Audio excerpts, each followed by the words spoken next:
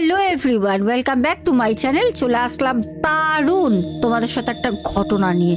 আর আমি জানি আজকের ঘটনাটা তোমাদের বিভৎস পছন্দ হবে। হ্যাঁ, সবাইকে বলবো একটা করে লাইক করে দিও, যারা এখনো পর্যন্ত ভালোবেসে চ্যানেলটা সাবস্ক্রাইব করোনি করে নিও। তাহলে চলো ঘটনায় যাওয়ার আগে একবার মনে করে দিই, কালকে ঠিক দুপুর 2টোর সময় শোনা কথায় কিন্তু আমাদের ফুটেজ সহকারে বীরভূমের শ্মশানের একটি ঘটনা আসছে। সাথে থেকো, তাড়াতাড়ি চ্যানেলটাকে সাবস্ক্রাইব করে রেখো, আর লিঙ্ক থাকবে কমেন্ট বক্সে পিন করা, ঠিক আছে? তো চলো এবার ঘটনাটা বলি। ঘটনাটা পাঠায় বিধান রায়। বিধান বলে, দিদি ভাই, আজকে যে ঘটনাটা তোমাকে শেয়ার করব, এই ঘটনাটা আমাদের বাড়ির পাশে ঘটে যাওয়া অনেক দিন ধরে একটা ঘটনা ঘটেই যাচ্ছে। শুধু এই ঘটনার সাক্ষী আমি একা না, বা আমার পরিবার না, এই ঘটনার সাক্ষী আমাদের এখানে অনেকেই। আজকের ঘটনাটা তোমাকে আমি লিখে জানাচ্ছি, যদি ভালো লাগে তুমি ঘটনাটা অবশ্যই শেয়ার করো। সাথে তুমি কোনো দিন ঘুরতে ঘুরতে আমাদের এখানেও এসে তুমি সত্যতা যাচাই করে যেতে পারো। তোমার বাড়ি থেকে দূরত্বটা আমার এই জায়গার খুবই কম, তবে আমাকে যে জায়গার বর্ণনা দেয় আমি আগামীতেও জেনেছি সত্যি সত্যি সত্যি ওই জায়গাটা হন্টেড। আর আমি অবশ্যই যদি আগামী কোনো দিন যাই, আমি বিধান ভাইয়ের সাথে যোগাযোগ করব। ভাই আমাকে হোয়াটসঅ্যাপের নাম্বারও সেন্ড করে দেয়, জায়গার লোকেশনও পাঠিয়ে দেয়। আমি গেলে তোমরা সেটা দেখতেই পারবে। আমি যদি যাই সেটা তোমরা ভিডিওর মারফতে দেখতেও পারবে আর সব কিছু শুনতেও পারবে। বিধান বলে, দিদি ভাই,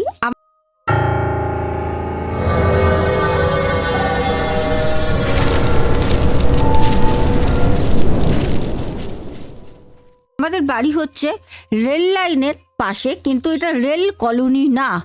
রেল কলোনিটা হচ্ছে আলাদা, যেটা রেলের একদম লাইনের পাশে ছোট ছোট ঝুপড়ি ঝুপড়ি ঘর করা আছে, সেখানে আমাদের বাড়ি না। আমাদের বাড়ি হচ্ছে জমি কেনা, কিন্তু রেল লাইন থেকে আমাদের বাড়ি দেখা যায়। আমাদের বাড়িটা হচ্ছে সাদা রঙের, তা সবুজ দিয়ে বাইরেটা কালার করা। ভাই বাড়ির বর্ণনা দেয়। ভাই বলে, দিদি তুমি ডিরেক্ট আমার বাড়ি চলে আসবে, লোকেশন দিয়ে বলছে দিদি ভাই,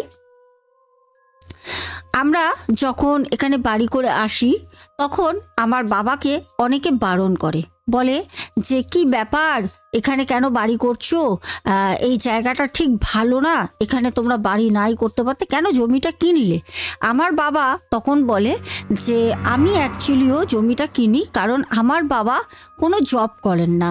আমার বাবার হচ্ছে একটাই পেশা, সেটা হচ্ছে টিউশন করানো। আমি জন্মের পর থেকে দেখে আসছি আমার বাবা বহু উঁচু উঁচু ক্লাস টিউশনি করায়। আমার বাবা মোটামুটি সারা দিনে 20 থেকে 30টা ছেলে মেয়ে পড়ায়। তার মানে বুঝতেই পারছো ওনার বাড়িতে কোচিং ক্লাস করা হয়। তো সেখানে বিধান বলে, দিদিভাই, আমার বাবা ওই জায়গাটা কেনে কারণ যার জায়গাটা পূর্বে ছিল সে খুবই অল্প মূল্যে বাবার কাছে বিক্রি করে দেয়। আর অ্যাকচুয়ালিও যে বিক্রি করে সে হচ্ছে বাবা তার বাচ্চাকে পড়াতো, তারই এক বাবা। ওরা ওখান থেকে চলে যায় কৃষ্ণনগরে। তো বাবার কাছে খুব বিশ্বাস করে বাবাকে খুব শ্রদ্ধা করতেন। তো বাবাকে বলে যে স্যার জায়গাটা আপনি নিয়ে নেন, কারণ আমার বাবা তখন কোচিংয়ে পড়াতে পড়াতে সবাইকে বলেছিল যে তোদের কাছে দেখিস তো কোনো যদি একটু কম টাকার মধ্যে মানে একটু বড় জমি থাকে, তাহলে পরে আমি জমিটা নিয়ে ওখানে একটা কোচিং সেন্টার করব, সাথে আমার ওপরে ঘরও থাকবে, বা ব্যাক সাইডে যদি জমি বড় হয়। তো সেই কথাটা আমার বাবার যে স্টুডেন্ট ছিল সে তার বাবাকে গিয়ে বলে, কারণ তারাও জমি বিক্রি করে কৃষ্ণনগরে যাবে, ওই সময় তাদেরও এরকম একটা কথা চলছিল, যার কারণে বাবা কিন্তু তার কাছ থেকে জমিটা পেয়ে যায়। তারপর বাবার মনের মতো করে বাড়ি তৈরি করে। বাবা জানায় দীর্ঘ বছর ধরে আমরা ওখানে রয়েছি। আর সব থেকে বড় কথা, বিধান বলে, দিদিভাই, আজকে যে ঘটনাটা আমি শেয়ার করছি, এই ঘটনাটা কিছুটা আমার অভিজ্ঞতা, বেশিরভাগটা আমার বাবার অভিজ্ঞতা। আমার বাবাই বলেছে যে তুমি দিদিভাইকে বলতে পারো, দিদিভাই যদি আমার নাম মানে ওনার বাবার নাম, ভাইয়ের বাবার নামটা হাইট রাখতে বলেছেন, আর জায়গার নামটা যেন পাবলিকলি উনি না বলেন। তার জন্য কিন্তু আমি আজকে নামটা শেয়ার করলাম না, কারণ জানোই তো এখন দিনকাল যা হয়েছে শুনে আবার অনেকেই ঘটনা শোনে, তারা আবার লোকেশন ধরে ধরে চলে যাবে, অনেক ব্যাপার থাকে, যার কারণে নামটা হাইট রাখতে বলা হয়েছে। এবার বলি ঘটনাটা। আমার বাবা জায়গাটা কেনার পর বাবা যখন বাড়ি করছে, তখন বাবা যখন ওখানে আসতো, তখন বাবাকে অনেকেই বলে যে কি দাদা আপনি কি এই জমিটা কিনেছেন? তো বাবা তখন বলে যে হ্যাঁ হ্যাঁ আমি এই জমিটা নিয়েছি। তখন বলছে খুব ভালো কথা, কিন্তু এখানে আসলেন আপনি তো একজন মাস্টার মশাই।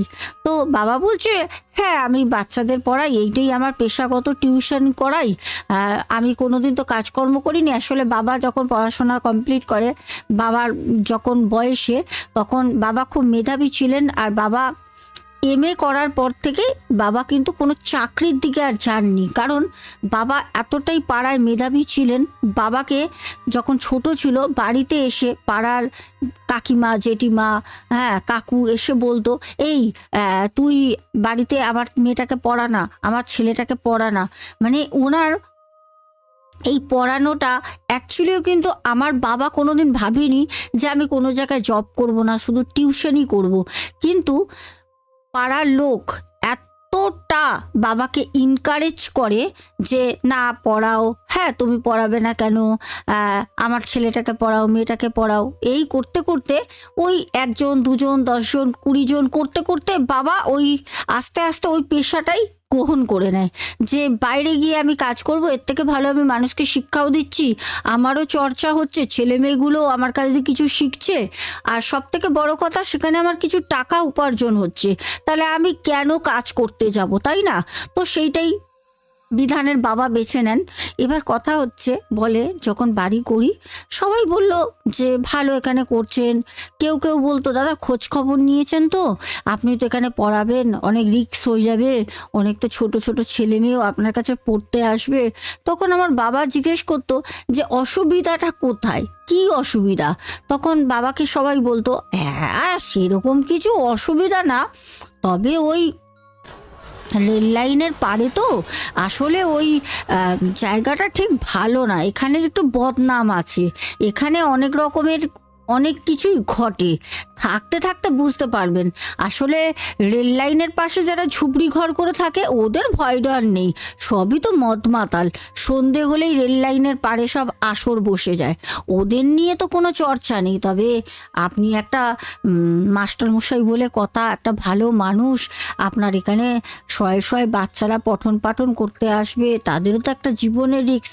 আমার বাবা সেই কথাটা সেরকমভাবে গ্রাহ্য করেনি, কারণ 10টা মানুষ বলেছে যে আপনি মাস্টারমশাই এখানে বাড়ি করে এসছেন, এটা আমাদের সৌভাগ্য যে আপনি এখানে বাড়ি করে এসছেন, আমাদের ছেলে মেয়ে একটা ভালো টিচার পাবে। কিন্তু খুব কম সংখ্যক লোকই বাবাকে নেগেটিভ কথাবার্তা বলেছে, যার কারণে বাবা সেই জিনিসটা কানে নেয়নি। আর সব থেকে বড় কথা, বিধান বলে দিদিভাই আমার বাবা একটা কথা বরাবরই বলেন, সেটা হচ্ছে নিজের চোখে যখন দেখবে, নিজের কানে শুনবে, শোনার পরেও সেটা বিশ্বাস করবে না, সেটাকে প্রত্যক্ষ পরোক্ষভাবে যাচাই করবে। চোখে দেখাও অনেক সময় অনেক জিনিস কিন্তু ভুল হয়, কানে শোনা কথাও কিন্তু ভুল হয়। যে কোনো জিনিস সৎসাহসের সাথে গিয়ে আগে সেটাকে ফেস করবে, প্রমাণ করতে হবে যেটা শুনেছি বা এটা দেখেছি এটা কি ঠিক, তারপর কোনো ডিসিশন নিতে হয়, এর আগে না।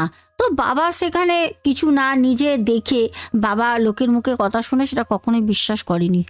এবার কথা হচ্ছে, যেদিন আমাদের বাড়ি গৃহপ্রবেশ হয় সেদিন রাতের বেলা আমার বাবা বলল যে প্রচণ্ড গরম, প্রচণ্ড গরম। বাবার 3-4টে বন্ধু এসেছিল, তা বাবার বন্ধুরা বাবাকে বলল যে একটা কাজ কর না, বাড়ি ভর্তি লোকজন, আমাদের রাতের বেলা আত্মীয় স্বজন প্রচুর আসে, সারা দিন থাকে, আর যেখানে বাড়িটা সেই পাড়ার লোকজন সবাই কিন্তু খাওয়া দাওয়া করে, পোলাও, কাশ্মীরি আলুর দম, পায়েস, চাটনি, মিষ্টি, পাঁপড় এইসব খাওয়ানো হয়, প্রচুর লোক আসে, পুজো তো হয় নারায়ণ ঠাকুরের। তারপর আত্মীয় স্বজন যারা আসে, আমাদের সবই দূরে দূরে থাকে, তারা বাড়িতে থাকে বলে আমার বাবার 4 বন্ধু ছিল। আমার বাবা বললে চল আমরা ছাদে শোবো, প্রচণ্ড গরমও। আর সত্যি কথা বলতে তখন না সব ঘরে ফ্যান ট্যান সেট করা হয়নি, 2টো রুমে ছিল। তো বলল যে মহিলারা যারা আছে তারা নিচে থাকুক, ঘরের ভিতরে ওদের উঠতে হবে না, নতুন জায়গা, আমরা চল আজকে ছাদে শুই। প্রথম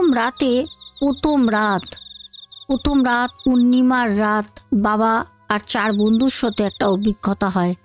বলে রাত তখন আনুমানিক 1:30 বাজে, শুতে যায়। সারাদিন বাড়িতে পুজো, লোকজন, পাড়ার প্রচুর লোক, যাকে না বলেছে তারাও এসছে।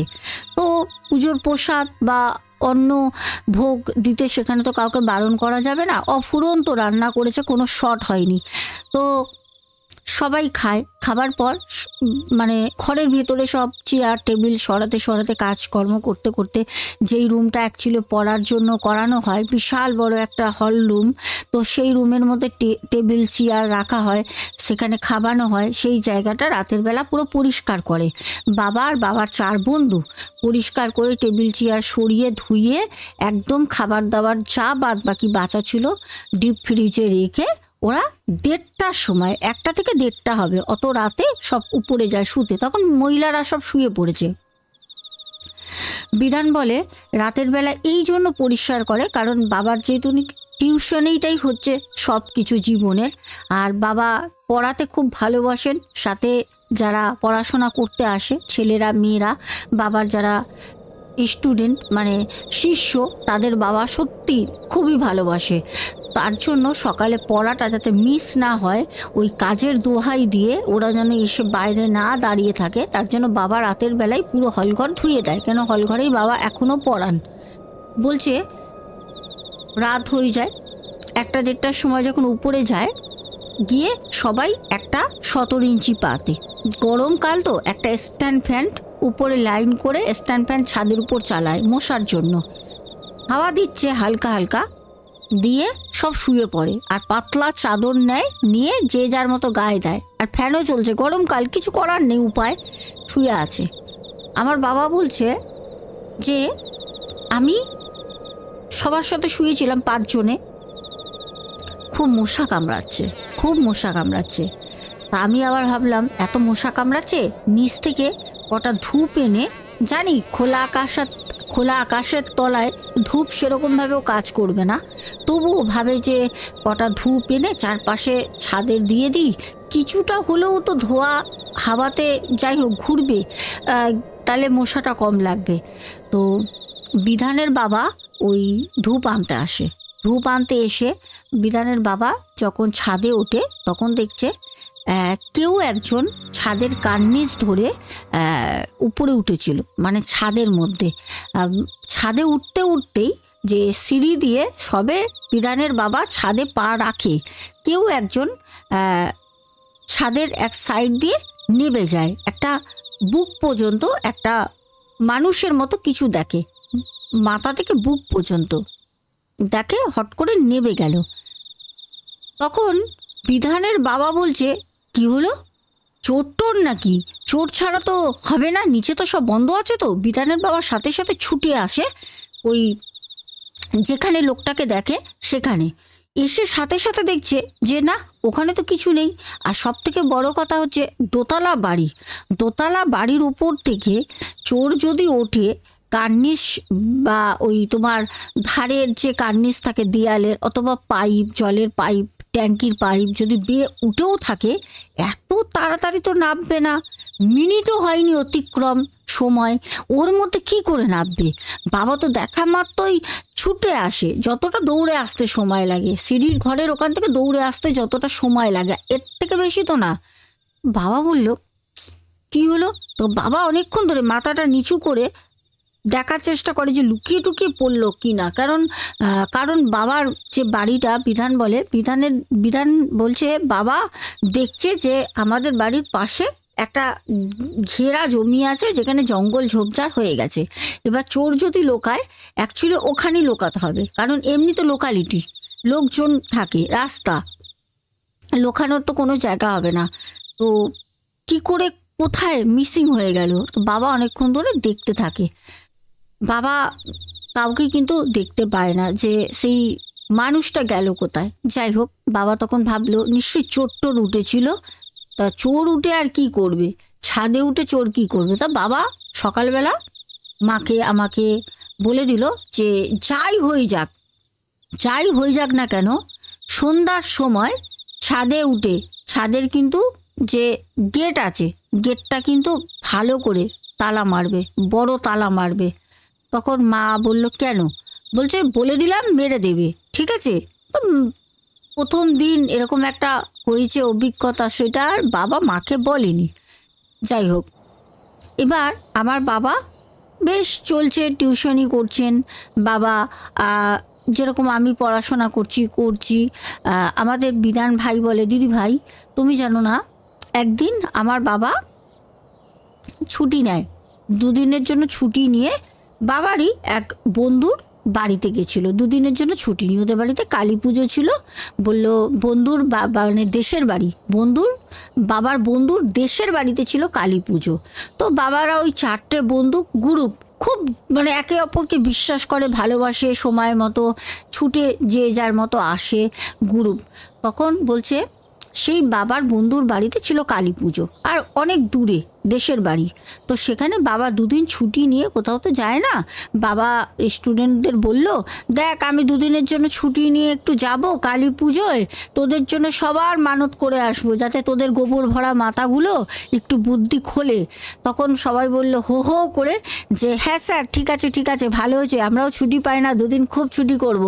তা বাবা বলল পড়াগুলো দিয়ে যাব, টাস্কগুলো ঠিকমতো করবি, হোমওয়ার্কগুলো ঠিকমতো করবি, নাহলে পারে এসে সব কটাকে পিটাবো কিন্তু। তা বাবা সেই যে বাবার কাছে পড়তে আসতো ছেলে মেয়েগুলোর সাথে এত ভালো একটা মানে কি বলবো ব্যবহার। আর ওরা যখন আসতো আমাদের বাড়িতে না, সারাক্ষণ তো বাবা টিউশনি করতো। সকাল 9টা থেকে টিউশনি শুরু হতো রাত 11টা পর্যন্ত। একটা করে ব্যাচ যেত, একটা করে ব্যাচ আসতো, 1 ঘন্টা 2 ঘন্টা গ্যাপে গ্যাপে। সারাক্ষণ না বাড়িটা মেতে থাকতো, আনন্দ হই হুল্লোড়ে, মানে আনন্দই আনন্দ। সবার কুলোহল, হাসি ঠাট্টা, ইয়ার্কি, মানে এমন একটা মজাদার ভালো লাগতো। মানে সময় কিভাবে সারাদিন অতিক্রম হয়ে যেত মানে ধারণার বাইরে। আমাদের বিধান ভাই বলে বাবা যখন চলে গেল, তো আমার মা আমাকে বলল সেদিনকে তাড়াতাড়ি রান্না হয়ে গেছে, খাওয়া দাওয়া করে চল শুয়ে পড়ি, কারণ এমনি তো প্রত্যেক দিন পড়া টিউশন এই করতে করতে অনেকটা রাত হয়ে যায়। কারণ বাবা রাতের বেলা 11টার সময় মোটামুটি 11:30টায় ফ্রি হয়ে যান, সবাই পড়ে চলে যান। তারপর বাবা যেখানে পড়ান সেই ঘরটা নিজেই পরিষ্কার করে, ওখানে মাটা পরিষ্কার করে না। উনি রাতের বেলা ঝাড় দিয়ে ঘরটা ক্লিন করে মুছে পরিষ্কার করে বাবা রেখে দেন। সকালবেলা আবার 9টা বাজলে বাচ্চারা আসে তার জন্য। তো সেই দিন বাবা নেই, তো মা বলল বহু বছর পর একটুখানি তাড়াতাড়ি আজকে খেয়ে শোবো, কারণ তোর বাবার জন্য বসে থাকতে হয়, প্রত্যেক দিন অনেকটা দেরি হয়। তা আমি বললাম ঠিক আছে। এবার এই যে কথাটা আমি বলছি আজকে, বাবা কালী পুজোয় দেশের বাড়ি গেছে বন্ধুর, এই কথাটা কিন্তু ওই বাড়িতে আমরা যাওয়ার পর প্রায় 1.5 থেকে 2 বছর পর ঘটে। 1.5 থেকে 2 বছর পর বলছে, দিদি ভাই তুমি বিশ্বাস করবে না, রাতের বেলা 9:30টার সময় মা ভাত দিয়ে দেয়, ভাত টাত খেলাম, মা বললাম শুতে গেলাম, তুইও শুয়ে পড়বি ঠিক আছে। আমি বললাম ঠিক আছে, আমি টিভি দেখছিলাম, মা শুয়ে পড়ে। বিধান বলছে দিদি ভাই আমি রাত্রেবেলা ওই ধরো তখন 10টা 10-15 হবে, জানি না কেন ঘরে আমি বসে টিভি দেখছি, হঠাৎ টিভি দেখছি গরমকাল, প্রচণ্ড গরম লাগছে, আর জানলা পাল্লা না খোলা যায় না, পেছনে ওই একটা বললাম না ঘেরা জমি আছে, ওখানে অনেক জঙ্গল, তো কাদের জমি আমরা জানি না, ওরা পরিষ্কার করে না। আর ওখান থেকে না মানে আরও যা আশেপাশে বাড়ি আছে সব ডাস্টবিন করে দিয়েছে ওই পরিত্যক্ত জায়গাটায়, ঘেরা জায়গা জঙ্গল, ওখানে সব বাড়ির না ময়লা ফেলে। এবার ময়লা ফেলে ফেলে কি ওখানে না প্রচণ্ড পচা দুর্গন্ধ বেরোয়, জানলা খোলা যায় না, আর প্রচণ্ড মশা ওখান থেকে জানলা দিয়ে ঢোকে। তো ভাই বলছে আমি 10টা 10:30 বাজে, গরমকাল, তো বাবা আমাকে ফোন করলো, ফোন করে বলছে কিরে বিধান কি করছিস বাবা? আমি তখন বললাম, বাবা খাওয়া হয়ে গেছে, আজকে আমরা সেঞ্চুরি করে ফেলেছি। বললো, ওরে বাবা, এ কি রে, তোর মা কি করছে? তখন বিধান জানায়, মা তো ঘুমিয়ে পড়েছে। তো তখন বাবা ফোনের ওপার থেকে বলে, বিধান তুইও শুয়ে পড়, আর রাত জাগিস না, বুঝেছিস? আমি দেখি কালকে সন্ধেবেলায় ফিরে যাওয়ার চেষ্টা করব। তো তখন বিধান বলে, কেন বাবা, তুমি তো দুদিনের ছুটি নিয়ে গেছো। বলছে, না না, যেতে হবে, নাহলে গরু ছাগলগুলোকে ছেড়ে এসছি তো, ওরা আবার পড়াশোনা ভুলে যাবে। মানে বাবা বাচ্চাদের প্রতি, মানে বাবার যারা স্টুডেন্ট ছিল তাদের প্রতি এতটাই বাবার, মানে কি বলবো, একটা গার্জেনের মতো ভার দায়িত্ব ছিল। বাবা সব সময় তো চিন্তা করতো কিভাবে ওদের তৈরি করব, কিভাবে মানুষ করব, ছুটি পেলে পারে ওরা পড়া ভুলে যাবে। বাবার না এই জিনিসটা মনে কাজ করতো। বাবা দুদিন বলে গিয়েও এক রাত কোনো রকমের থাকে। ওই এক রাতেই একটা এমন ঘটনা দিদি ঘটলো, যেই ঘটনাটার পর ওই বাড়িতে এখনো পর্যন্ত থাকা আমাদের খুব রিস্ক হয়ে যাচ্ছে। সেটা হচ্ছে, বিধান জানায়, দিদিভাই রাত্রেবেলা আনুমানিক তখন 10টা 10:30 বাজে। আমি এক পা দুপা করে বাবার সাথে কথা বলতে বলতেই ছাদে উঠলাম, কারণ ওই একটুখানি নেটওয়ার্কের সমস্যা হচ্ছিল। চারিপাশে বন্ধ ঘর, গরম, মশার জন্য জানলাও খুলতে পারছি না, পচা দুর্গন্ধও বেরোয়। যেই ঘরটা আমি থাকি ওর পাশেই ওই জায়গাটা। তো আমি ছাদে উঠলাম। ছাদে আমি ভাবলাম ছাদে উঠে বাবার সাথে কথা বলি, তাহলে পারে হয়তো বাবার সাথে সরাসরি কথা বলতে পারবো, কারণ প্রচণ্ড কথা কেটে কেটে কেটে কেটে আসছে। ছাদে উঠি, বাবা আমাকে কথা বলতে বলতে বাবা বলল, ঠিক আছে বিধান, তাহলে তুই শুয়ে পড় বাবা, আমি যাই, অনেক রাত হয়েছে, শুই। তাহলে সকাল সকাল উঠে এখানে মোটামুটি যা কাজকর্মটা আছে করে গুছিয়ে টুচিয়ে দিয়ে চলে আসতে পারবো, বুঝেছিস? যত সম্ভব আমি কালকে রাত্রে ফিরে যাবো, পরশু দিন দিয়ে আমি আবার টিউশন শুরু করব, কোচিং। তুই পারলে ওদের কালকে সকালবেলা একটু বলে দিস যে পরের দিন পড়তে আসতে। আমি বললাম, না বাবা, দুদিন করে আসো না। তাই এই কথা বলতে বলতে বাবা বললো, রাখ রাখ রাখ, অনেক রাত হয়েছে, রাখ। ফোনটা কাটে। বিধান তখন ওপরে ছাদে ঠান্ডা একটা হাওয়া দিচ্ছে, খুব সুন্দর লাগছে। বিধান ঘুরছে। বিধান বলছে, দিদিভাই আমি ছাদ থেকে উঠে ওই প্রথম 2 বছর হয়ে গেল বাড়িতে, প্রায় 1.5 থেকে 2 বছর। ওই 1.5-2 বছরের মধ্যে আমি কোনো দিন ছাদে উঠে রাতের বেলা দেখিনি যে রেল লাইন দিয়ে ট্রেন যাচ্ছে। হ্যাঁ, কারণ পড়াশোনা, বাড়িতে টিউশন হয়, এতটাই ব্যস্ততম জীবন, মানে বাবার সাথে তো আরও স্টুডেন্টসের সাথে ওকেও পড়তে বসতে হয়, সেই টাইমটা তো পায় না। আজকে বিধানের মাও খুব ফ্রি আর বিধানও খুব ফ্রি সেই দিন। তো বিধান ছাদের উপর দাঁড়িয়ে দেখছে ট্রেন যাচ্ছে দেখে বিধানের মনটা আনন্দে মেতে উঠল, যে কত সুন্দর লাগছে। প্রতি কটা ট্রেনের কামরায় একটা করে লাইট জ্বলছে, কত লোক ট্রেনের জানলার সাইডে বসে আছে, কেউ ট্রেনের গেটের সামনে দাঁড়িয়ে আছে, বিধান দেখছে। বিধান বলছে, দিদিভাই চোখের পলক ফেলতে ফেলতে ট্রেনটা হাওয়ার বেগে ছুটে চলে গেল, তার মতো শব্দ করতে করতে। আমি ছাদে দাঁড়িয়ে আছি। আমার কৌতূহল হলো, আবারও তো ট্রেন যাবে, আমি আবার দেখব। আমার ঘুম নেই চোখে, আর প্রত্যেক দিন তো আমি ওই সময় ঘুমাই না, তাই বোধ হয় সেদিন আর চোখে ঘুম আসছে না।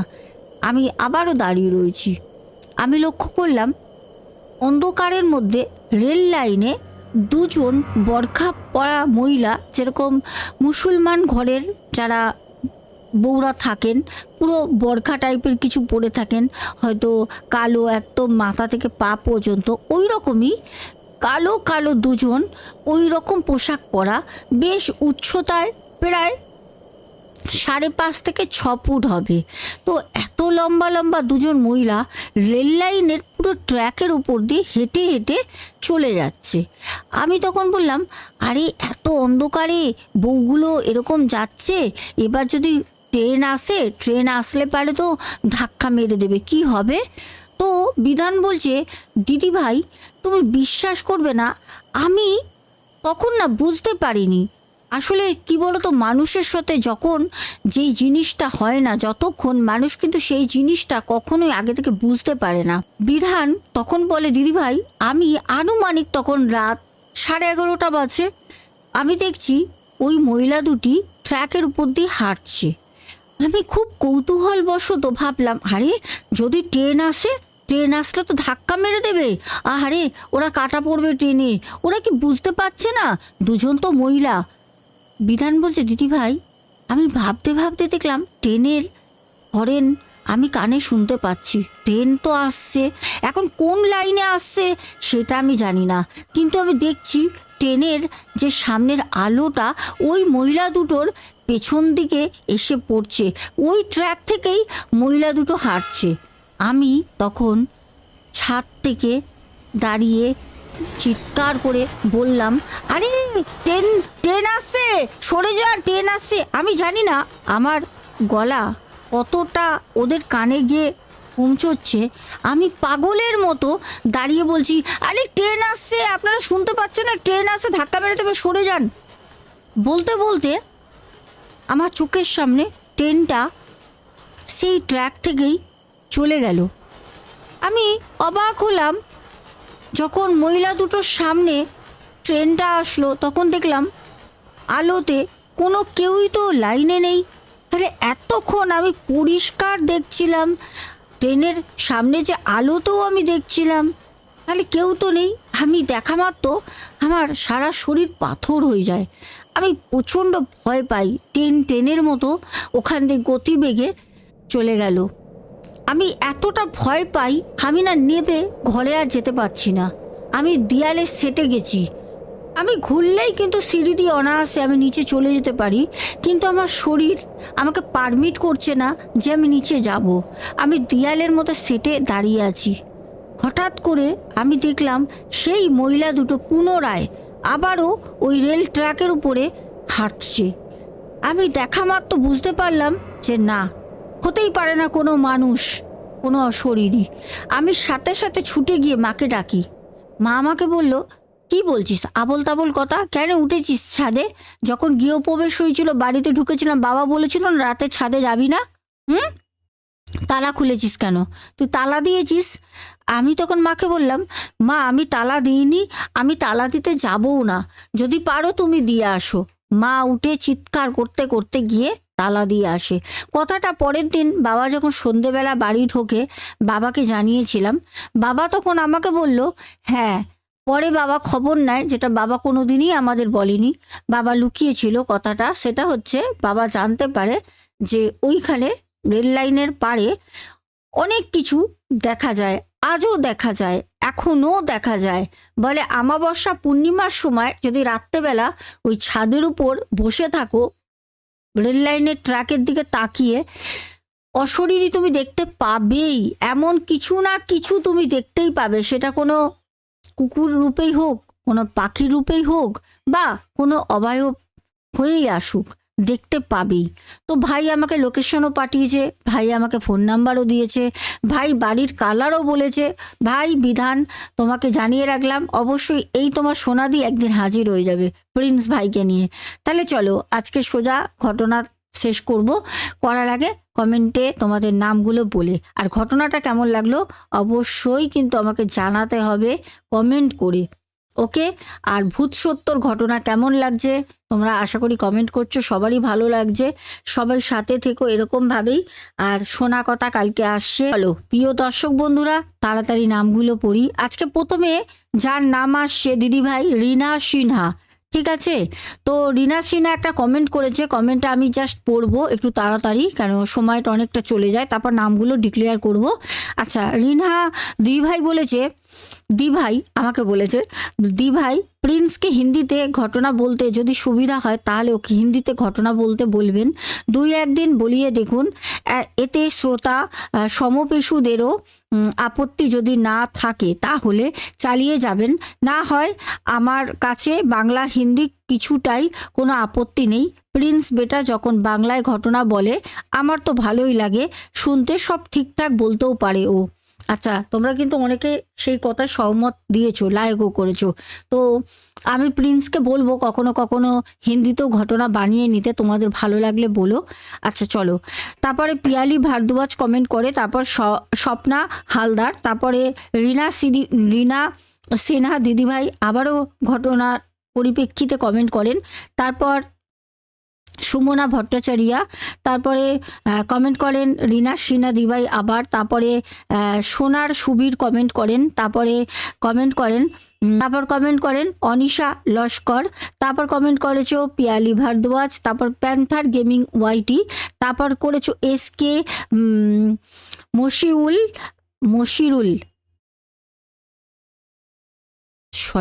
এসকে মসিউর রহমান, তারপর কমেন্ট করেছো শুভঙ্কর ঘোড়ই, তারপর কমেন্ট করেছো গৌরী বসাক, আবার রিনা সিনা দিভাই অনেকবার কমেন্ট করেছো, এসকে কালিম দাদাভাই, পূজা যাদব, প্রিয়াঙ্কা ঘোড়ই, তারপরে করেছো মায়া রয়, তারপর কমেন্ট করেছো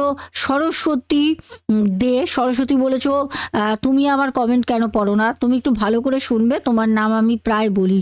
আচ্ছা, ভাস্কর অধিকারী, সুপর্ণা, মায়া রয়, ভিকি সাউ, হ্যাঁ ভিকি বলেছো দিভাই, ভিকি বলেছো সোনা বৌদি আমার সন ভিয়ান সাউ নামটা কালকে বলুন প্লিজ। বলে দিলাম ভিয়ান, তুমি খুব খুব ভালো থাকো, আর বড় হয়ে খুব ভালো একটা মনের মানুষ হয়ে মানুষের মতো মা বাবাকে সবসময় দেখে রেখো। নেহা মাইতি, তারপর কমেন্ট করেছো পাপ্পু দে, তারপরে কিষাণু মান্না, তারপর করেছো বাবলি মল্লিক, তারপর করেছো মৌ শর্মা, তারপর করেছো প্রদীপ দাস, তারপর করেছো সৌমিক সরকার, তারপর করেছো সুপর্ণা, তারপর তন্ময় সামন্ত, তারপর করেছো আমাদের শ্রেয়াস ভাই, তারপর কমেন্ট করেছো আবার সরস্বতী দে, দেখো দুবার বলে দিলাম, তারপর শ্বেতা বিশ্বাস, তারপরে করেছো হচ্ছে তন্ময় সামন্ত দুবার করেছো, তারপর নো ওয়ান আমাদের ভাই করেছো নন ভাই, তারপর মামন দাস করেছো, তারপর করেছো মৌমিতা দাস, প্রিয়াঙ্কা লাইফস্টাইল ব্লগ থেকে কমেন্ট করেছো, লাভ ইউ বলেছো, লাভ ইউ দি ভাই, তুমি ভালো থেকো সুস্থ থেকো, লাভ ইউ প্রিয়াঙ্কা, তুমিও খুব ভালো থেকো, তোমার পরিবারকে ভালো রেখো, আশা করি বড় ভাইয়ের কৃপায় আমরা সবাই খুব ভালো থাকবো। তারপরে কমেন্ট করেছো বাবলি ব্যানার্জি, তারপরে রূপা দে, তারপর বনানী কর্মকার দিদিভাই, বলেছে দুদিন ধরে আমার নামটা কেন পড়ছো না, দেখো আমার কাছে নাম আসলেই আমি নামগুলো পড়ে দিই, ঠিক আছে। আর এখানে বৃষ্টিও কমেন্ট করেছো বিন্দাস লাইভ থেকে, আর মৌ ঘোষ কমেন্ট করেছো, ভাস্কর অধিকারী আবারও কমেন্ট করেছো, সুদীপ্ত ব্যানার্জি করেছো, পিন্টু ঘোষ করেছো, Manjusha Nandi, Rajeev Jaiswal, M S beauty, creation of Tota, আমার নামটা খুব ভালো লাগে জানো, ক্রিয়েশন নামটা বেশ মিষ্টি লাগে, ক্রিয়েশন অফ তোতা, খুব ভালো একটা নাম দিয়েছো। ওয়ার্কআউট উইথ সমীরণ, তুমিও কমেন্ট করেছো, একটা রেড হার্ট দিয়েছো, তোমাকেও অনেক অনেক ভালোবাসা। তারপরে সৌমিক সরকার কমেন্ট করেছো,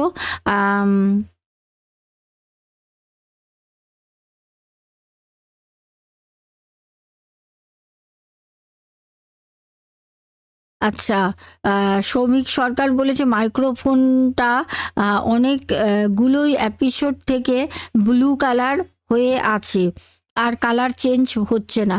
অ্যাকচুয়ালি ও কালারটা আমি চেঞ্জ করি না, তবে আজকে আশা করি আপনি অবশ্যই দেখবেন, আজকে কিন্তু ইয়েলো হয়ে গেছে। তো আসলে মাথায় থাকে না তো, ঘটনা একটার পর একটা রেকর্ড করতে হয়, তো সারাদিনের মধ্যে ব্যস্ততার কারণে ওটা চেঞ্জ করা হয় না। তো প্রিন্স আজকে তড়িঘড়ি করে কিন্তু আগেই চেঞ্জ করেই দিয়েছে বলার আগে, ঠিক আছে। তারপরে করেছো অভিরূপ সর্দার, ঠিক আছে, অভিরূপ সর্দার টিএস করেছো, হ্যালো দিদি কেমন আছো, আমি খুব ভালো আছি, তুমি কেমন আছো। জল্পনা মজুমদার, তারপর করেছো শ্রাবন্তী ভট্টাচার্য, তুমিও ঘটনার মধ্যে একটা কমেন্ট করেছো যে সোনা বোন ঘটনাটা খুবই ভালো লেগেছে, কিন্তু লাস্টে কি হলো সেটা বললে ভালো হতো, মানে রাজস্থানে গিয়ে কিভাবে ওনার প্রবলেম সলভ হলো সেটা জানতে ইচ্ছা করছে, যদি বলো। আমি কমেন্টটা আগেই পড়েছিলাম, যার কারণে এখন বলে দিচ্ছি। অ্যাকচুয়ালিও ও খোঁজ করে করে এখানে যখন কোনো কিছু হয়নি, তখন রাজস্থানে কোনো এক জায়গায় গেছিলেন, ওখানে গিয়ে ওই খাটের এমন কিছু বাঁধন দিয়েছিলেন, চার কোণে ওনারা সেই জিনিসটা মাদুলি একটা দিয়েছিল বেঁধে দেয়, তারপর থেকে স্টুডিও যেখানে থাকে ওর পর থেকে কিন্তু সব কিছু ক্লিয়ার হয়ে যায়, আর কোনো রকম কিছু ঘটনা ঘটেনি। তারপরে রূপালী খান বলেছো আমি নিয়মিত প্রত্যেক দিন সকালবেলায় তোমার সব ঘটনা শুনি, 3টে চ্যানেলের ঘটনা খুব ভালো লাগে, কিন্তু ব্যাকগ্রাউন্ডের সাউন্ডটা একটু একটু ভয় লাগে। দেখো, অনেকেই বলো ব্যাকগ্রাউন্ডে কোনো সাউন্ড দেবে না। দেখো, হরর স্টোরি মানে জিনিসটা তো এমনিতেই ভয়ের, তার মধ্যে যদি একটা ব্যাকগ্রাউন্ডে হালকা স্লো একটা যদি ভয়ঙ্কর কোনো মিউজিক দেওয়া যায়, আমার মনে হয় বেটার লাগে শুনতে। নালে একটা নীরবতা কোথাও কাজ করে, যেটা আমার একদমই পছন্দ হয় না, যার কারণে আমি স্লো করে দিই। কারণ না দিলে আবার তোমরাই অনেকে বলো যে কি হলো আজকে, কেন তুমি কোনো ব্যাকগ্রাউন্ড মিউজিক দাওনি, আর কী করবো বলো। সোমা জামাতিয়া, আচ্ছা সোমা জামাতিয়া কমেন্ট করেছো। আচ্ছা তারপর করেছো কমেন্ট সোমা জামাতিয়া, বলেছো সোমা জামাত দিদি ভাই আমার নাম নিও আগরতলা থেকে। দেখো আমি কিন্তু নিয়ে নিলাম, যদি ভুল হয় বলো, ঠিক আছে। আচ্ছা তমাল মণ্ডল বলেছো দিদি খুব ভালো লাগলো, আমি তমাল নিউ টাউন থেকে।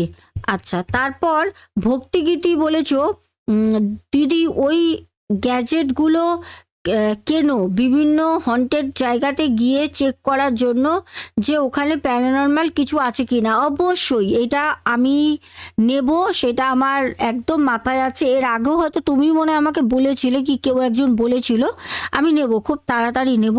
তারপরে কমেন্ট করেছো নবজ্যোতি সেন, তারপর কমেন্ট করেছো মঞ্জুষা নন্দী, তারপরে নীলিমা সিং, তারপরে পিঙ্কি খাতুন, তারপর শম্পা বাজাল, তারপর হচ্ছে গঙ্গা বৈরাগী কমেন্ট করেছো। গঙ্গা আজকে দেখলাম তুমি প্রথম মনে হয় আমাকে কমেন্ট করেছো, এর আগে আমি তোমার নাম কোনোদিন বলিনি, আজকে বললাম। তো যাই হোক, আজকে আসবো, সবাই খুব ভালো থেকো, দেখা হবে ঠিক আগামীকাল দুপুর 2টোয় সোনা কথায়, আর রাত্রে ঠিক সময় করে চলে আসবো 10:30টায়। এখনো মতো টাটা, গুড নাইট, চলো সবাই খুব ভালো থেকো।